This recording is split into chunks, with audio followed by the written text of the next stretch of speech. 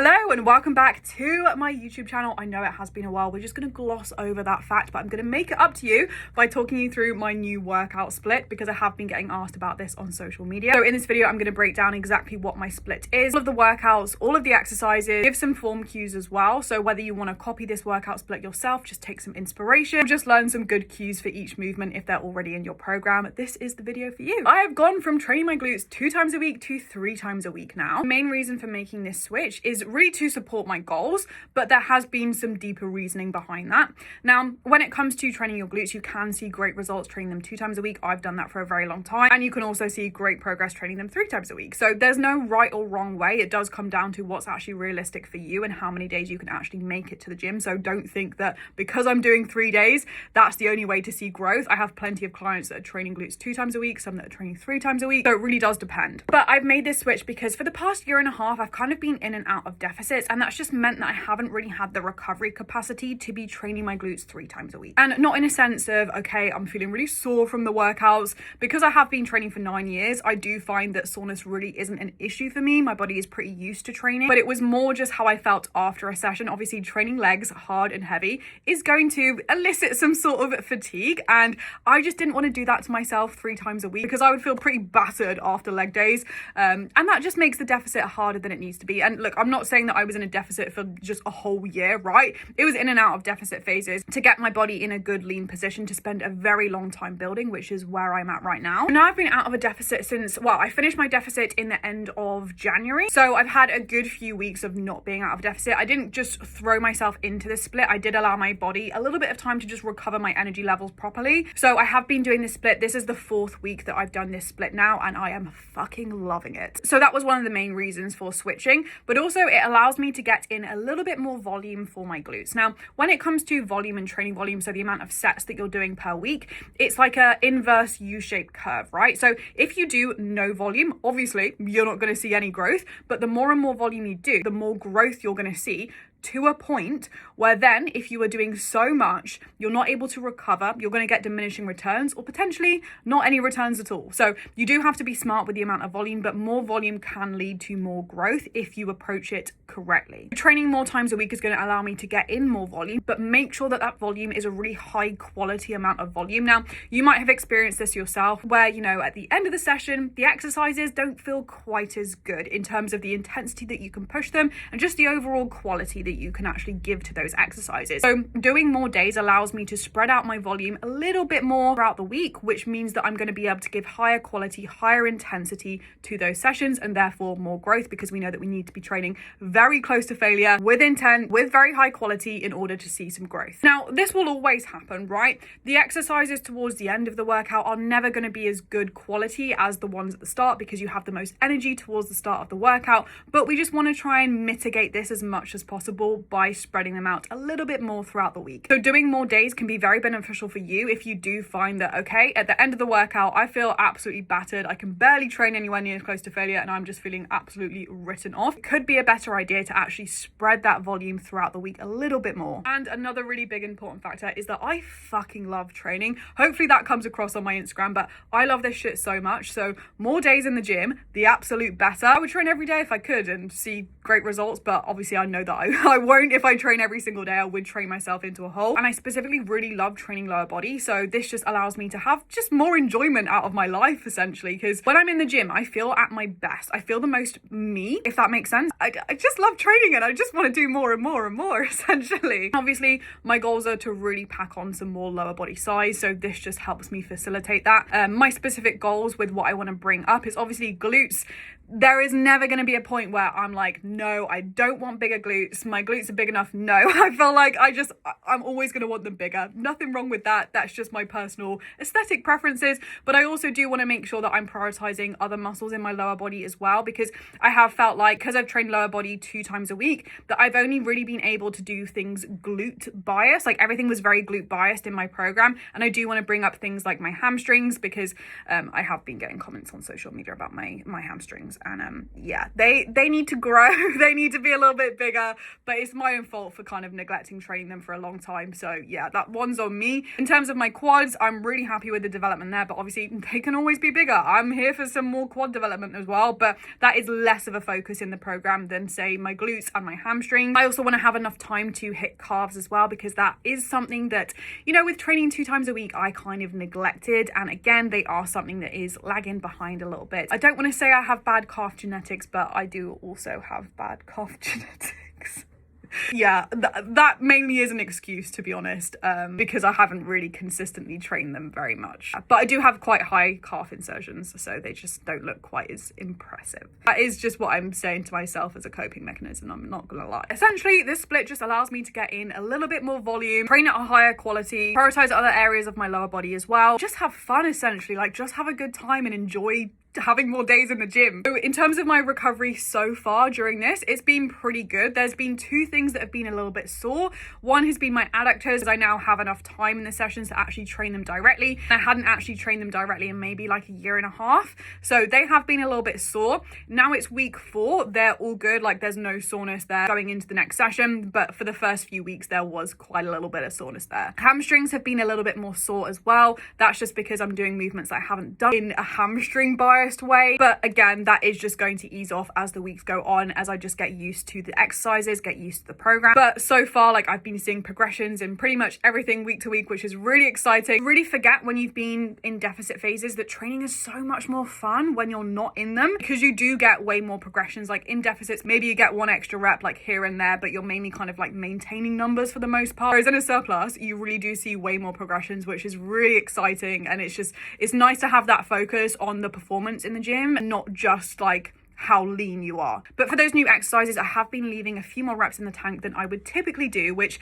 has been quite hard because I love to train absolute balls to the wall. It has been hard to just take a step back, because if I did train those new movements all the way to failure, the soreness would have been even worse, and that would have impacted the next session that I would do. So I just had to be smart with those things. But yeah, that's basically the why behind it, and we will get into this session. I will look up to the side slightly, so apologies about that, just because I'm going to have the videos up on my laptop so I can just remember the cues as I'm going through the video. We'll get straight into it. Okay, so we're into Monday's session, which is a glute and quad focused session, starting with hip thrusts on the Smith machine. Now, the reason I do these first is because obviously glutes are an area that I'm really wanting to prioritize. So anything that you really want to prioritize, do that first in the session. The cues on these is I'm trying to keep my foot directly under my knee. If the knees are further out, you're going to get more hamstrings. If they're closer to the body, you're going to get more quads in the movement. So we want them directly under the knee. Trying to keep my ribs tucked under. So think about stacking your ribs over your pelvis. This is to make sure that the back isn't getting too involved in the movement. Your chest comes very upright in the movement, so it has an arch. You're going to create a curve in your spine, which is why you're going to feel it in your back. Almost think about being a seesaw on the bench. And on the way down, what I'm doing is I'm pushing through the heels, and then on the way up, I'm pushing through the toes. This just helps encourage full hip extension. If you try and push through the heels too much on the way up, I do tend to find that you end up using your back to lift the weight. So we're really thinking about pushing through the toes to think about driving the glutes through in the movement, as opposed to just directly up and almost behind you. Into Smith machine squats. Now, I do these a little bit more glute focused. If you do want more quads out of this, what you would do is you would turn the other way. So you want to think about it like a hack squat. So in a hack squat, we kind of go with the angle of the machine. And this does depend on if you have an angled Smith machine or not. You can see that this Smith machine that I use is slightly angled. If I wanted more quads out of it, I would go with the angle of the Smith machine, facing the other way to just send my hips back a little bit more and get more stretch on the glutes. I like to initiate it by pushing the hips back to really get a good stretch on the glutes. If you want more quads, you would initiate it by driving the knees forward. And I like to get good solid depth on this to really stretch out the glutes. And I have a slight forward lean as well in the movement. The more upright, the more knees driving forward you get, the more quads you're going to get out of it. So we want a little bit of a forward lean, and we want the glutes pushing back. Like no one does squats anymore. I personally love them for glutes myself. I get a really good connection with my glutes. Obviously, I do get a lot of quads out of it, and that's why it's in a quad day. If you focus on those cues, you will get a really good stretch out of the glutes. Also notice that I have a little plate on the floor. Now, this is to make sure that with my warm-up sets, I find a comfortable stance that just feels best for me. And then on every single working set, I know that I'm in the same position each time I do that set. Then into everyone's favorite / least favorite exercise, it is Bulgarian split squats. I personally love them myself because there is no better feeling than feeling absolutely battered from a set and just having to sit down in between sets, feeling just absolutely dead. I love it. Call me Probably sadistic, but I just love that feeling. A couple of things with this, I am doing them more glute focused. Now, to get more glute out of it, what we want to do is at the bottom, we want our knee forming around about a 90-degree angle. If the angle is smaller than that, we're going to get a lot of quads out of it because we're going to be getting a lot of knee flexion. Have a slight forward lean. This is to help send my hips back. If I'm more upright in the movement, I'm more likely to be driving forwards through that knee and getting a lot of knee flexion. So I want to think about sending the hips back and almost being on a diagonal line, like a diagonal line back. Something I am working on with my own training is just making sure that my hips stay a little bit more level. You can probably see in the video that they're dropping a little bit on one side. That is something that I'm trying to really focus on, but we're not all perfect. We're not all perfect. There are always things within training that you can work on. I always have that mindset with training where there is always something that can be improved on. I will usually look back at my training footage and think, okay, Katie, you could have pushed for a little bit more reps, or you could have controlled that a little bit better. There's always something you can improve on, and having that mindset around your training is what's going to keep you progressing. I personally think when you start to get complacent in training, that's when things start to slip. That's when your form slips. That's when your intensity can slip. Always film yourself in the gym, look back at your footage and really assess it. Think, could I have done anything better? Then after that, I go into heel elevated goblet squats. In an ideal world, I wouldn't do this exercise. I would do leg extensions. However, I don't know about your gym, but in my gym, the leg extension is a hot fucking piece of equipment. Like, everyone wants to use it. So it's not realistic for me to actually use it week to week. So I would rather pick a variation of an exercise that I know I can do every single week. The negative with obviously this exercise is that the more you progress in load, the heavier that you can start to lift on this. It is going to be a little bit of a limiting factor actually trying to get the dumbbell into a good position. We'll just see how this gets on, and if I get to a point where it's just not really realistic, then I will have to switch it to something else, but for the moment they're working fine. So what I do is I slightly elevate my heels. This is just to allow for more knee flexion. I'm able to drive the knees forward a little bit more in the movement, and if you are someone that does struggle to get depth, this can really help with this as well. I keep the chest very nice and upright, and with this one it is a completely new movement to me. I don't think I've ever really done heel elevated goblet squats, so I am just still trying to figure out what load to use on this one. I would say, like, looking at them, I probably could lift more weight and do more reps, but yeah, like, we're just kind of figuring that one out. It does take a while of doing a program for you to actually realize, okay, these are the loads that I need to be using. Like, this is the baseline that I need to progress from. I do also do some calf work and some ab work, but I didn't film it because it's just kind of boring and awkward to film, so I didn't film those things. But what I do is I do leg press calf raises, and I also do cable crunching. Now into the glute and hamstring focus session, we're starting with leg curls. I don't do this movement first. I end up just not doing it at all and just like not bothering with it. So I like to do it first to get it done, dusted, out of the way, and make sure that I'm actually training my hamstrings. I do them lying as opposed to seated for two reasons. Now, number one is that the seated hamstring curl always tends to be in use in this gym. So what I do is the lying one because it's more readily available. But also, I don't know how long you followed me for, but maybe you might remember, probably not, it was a very long time ago, but in 2023, I absolutely butchered my hamstring tendon. I was doing cable kickbacks way too fucking heavy, and I just felt it like ping and go. It was horrible. I had to go through a lot of physio. I wasn't able to lift heavy weights for a long time. It sucked.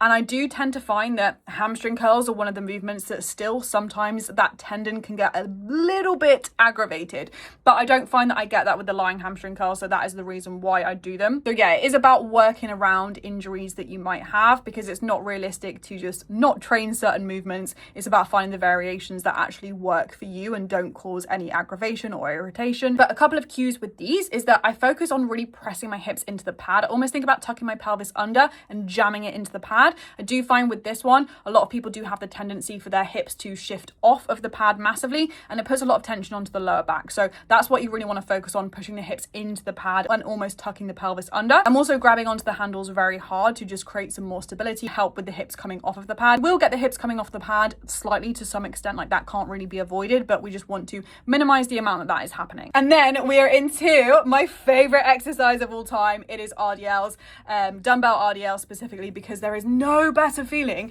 than picking up those heavy dumbbells. People looking at you in the gym like, is she gonna lift that? Like, yeah, I'm fucking gonna lift that. It feels so good to feel strong, do you know what I mean? You get a really good glute connection off this movement too, which is, you know, just the cherry on top. I am doing these to be more glute biased as opposed to hamstring biased, so there are a few cues that are going to help with that. Number one thing to make it more glute biased is the amount of knee bend that you have. If you do this movement with very straight legs, it's going to create a ton of tension on the hamstrings. So what you want to do is a soft knee, and then when the dumbbell or barbell gets to around about knee height, you want to drive the knees forward ever so slightly to just help you get more stretch on the glutes and help take away tension on the hamstrings. And then when you're at the bottom bottom of the movement, what you want to focus on is just pushing the glutes through. Like, think about just driving them straight forward as opposed to just standing up straight using your back to lift the weight. I also keep the dumbbells very tight to my legs. The further they drift out from the midline of your body, the more back, the more hamstring you're going to feel. So keep them nice and tight. Make sure that the back is not the limiting factor in the movement. So you want to make sure that you really brace like your life depends on it. So the way I like to teach bracing is, imagine that someone is going to come up to you in the gym. Like, you can imagine me, I'm in the gym, I'm squaring the fuck up to you and I'm going to punch you in the stomach. What are you going to do with your core? You are going to tense it and you're going to expand it to try and protect your organs, right? That's what you want to maintain in your reps, and you want to hold that for the entirety of the rep and re-brace at the top if you need to. Also making sure that the chest really follows along with the movement. So I'm thinking about stacking my ribs over my pelvis, because if the chest comes more upright, if you have an arch, you're going to feel more back in the movement. So you really want to think about everything moving in unison. And then we're into Smith machine hip thrusts. Ideally on this day, I do them on the machine just to get a little bit more variety in terms of the variation of hip thrusts that I do, but it was being used, so I just opted for the Smith machine on this day. Yeah, the same cues that I said earlier apply for this one, so I won't go into that again. Then we're into glute medius kickbacks. I love this exercise. I did not enjoy it for the longest time because I never really felt it in my actual glute that I was trying to work. It would always be the standing leg. It was very frustrating, so I'll go through some cues to help with this. One thing that you want to think about is you don't want to think about kicking back. No, it's in the name, kickback, but what you want to think about is very similar to the cue that we use for back movements where your hands are hooks. The same thing is going for this exercise, but obviously your hand is not the hook. Your foot and your leg is the hook to your hip. And the movement is really coming from the hip as opposed to from the leg. If you just kick back with your leg, what you're going to find is that your quad gets a lot of work. There's just not much tension going into the glutes. It really is about the hip. Now, what I do is I think about creating a diagonal line with the cable. So on a glute medius kickback, we're trying to kick out towards like a 45-degree angle as opposed to just straight back. So you want to think about that diagonal line with the cable. We're only kicking back until our glutes are fully contracted. If we go past that point, what's going to happen is that your lower back is going to compensate and you're going to find that you just feel it in your lower back. So only kick out until that point where the glute is fully extended and it cannot go any further back. I do like to be more upright when I do this because I do find that if I do lean over, then I find it very hard to find that point where the glute is fully extended. So I do like to be a little bit more upright with this one. Other things that I'm doing is I am trying to create some more stability by holding onto the cable machine. If you are someone that does really feel it in that standing leg, with one hand push, with one hand pull like this, creating a lot of tension in your upper body. Because you've created that tension, that stability, that is then going to mean that the standing leg doesn't have to stabilize as much, because if you do feel it in that standing leg, it's because that standing leg is working very hard to stabilize you. So you want to create as much stability as you can, so there's less demand on that standing leg to actually stabilize. You will always feel it in your standing leg to some extent, but we just want to reduce the amount that we're feeling it in the standing leg. Another big thing with this is just make sure that you rest in between legs. Obviously, it's not a very taxing exercise overall because you're not really using much load. Like it's just not very taxing. However, you still want to rest in between legs because you will find if you go straight from one leg to the other, because both legs are being worked, because there is one leg that's stabilizing, you will find that whatever leg you start with, you just feel that leg in both sides, because going into that set, it is already fatigued from the main work that you've just put into it on that working set where it is the working side, if that makes sense. So you do want to make sure that you rest, make sure that that leg isn't feeling it just in both sets the whole entire time. I hope that makes sense. And then on this day, I do adductors, which I didn't film because it's just awkward to film in the gym. And I also do calves and I do abs as well. And then we're into Friday's session, which is just an overall lower body day. It is a little bit more glute focused, but it is just training my whole lower body. So there's going to be a mix of quads, hamstrings, glutes, etc. So again, starting with lying hamstring curls, because if I don't do it first, they don't get done at all. And then we're into barbell hip thrust, which I have been loving so much. Stimulus that I get in this exercise is like nothing else that I do for my glutes. So I am just going to go through the cues that I like to use for this one, because I do find that a lot of people don't like doing it because they end up just feeling it in their back. It's very similar to the Smith machine hip thrust where I'm thinking about tucking my ribs under. So we don't want that proud chest. We don't want that to be upright. We want it to be tucked down, and you want to crunch down on the abs. What you'll notice that I'm doing with my hands is I'm really pushing the bar away. This is to help me get a really good, strong, solid lockout at the top and just prevent me from thrusting up with my back too much. We're thinking about extending the hips. So think about pushing your hips through as opposed to up or back in the movement. Focus on extending through. And that also ties in nicely with weight through the heels on the way down and then weight through the toes a little bit more on the way up. Really push that bar away to lock out fully at the top without overextending the back. It's also very helpful to push the bar away, because if you are someone that finds that your pelvic bone feels like it's being shattered into a million pieces, I actually have it so the bar is rested more on the top of my legs as opposed to my pelvic bone. So pushing that bar away helps it be in that position and not just be on your pelvic bone instead. We want to make sure we're training our glutes to failure, not our fucking pelvic bone to failure. Then we are into RDLs, but a more hamstring focused RDL. So what I do with these ones is I keep my leg a lot straighter than I do on the day that I do them glute biased. So my legs are pretty straight in the movement. I also let the bar drift a little bit from me. This is to help just get more stretch on the hamstrings. And it's been very humbling because I cannot use nearly as much weight on this exercise as I can on the glute biased ones. It gives me a really good stimulus, a really good stretch on the hamstrings. This has been a movement that has been rather sore. Like, this has created a lot of soreness for me. This is why I have it on this day. So I have the whole weekend to recover, and then I have all until Wednesday to recover again before I'm actually hitting hamstrings. So that is kind of why I've programmed these sessions the way that I have. And then we're into Smith machine reverse lunges. So very similar to the split squats. I'm thinking about trying to keep my knee at around a 90-degree angle at the bottom to just bias my glutes a bit more in the movement. I'm taking quite a long stride to really make sure that I'm stretching out the glutes. I've got a bit of a forward lean in this movement as well, again, just to help me send the hips back. And then I finish this session with the calves and also the abs. Again, the same exercises that I've done for the other workouts. That is the split, essentially. Hope you've found it helpful. Let me know if you end up trying this workout. Tag me on Instagram. I would love to see it. If you do want me to go through my upper body movements, I can absolutely do that. Just let me know. Yeah, I will catch you in the next video. And any requests, things like that, do just let me know. Have a lovely day, and I'll catch you in the next one.